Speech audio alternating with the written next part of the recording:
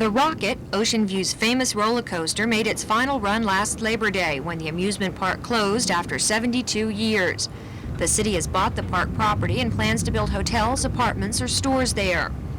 Some of the rides have already been moved out, but the park management delayed the rest of the dismantling and demolition when it learned several months ago that a production company was interested in filming a made-for-TV movie on the property.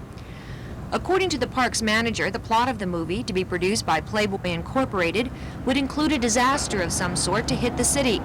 The preliminary script includes blowing up the amusement park as well as its famous roller coaster.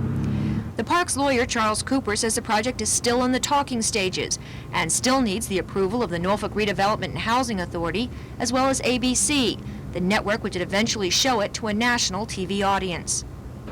If the script is accepted, it will be the second time in 4 years that Hollywood has come to the amusement park. In the summer of 1976, Universal Studios shot the movie Roller Coaster here. The producers of that movie discovered a young waitress while they were in Norfolk. Maybe this time it will happen to you.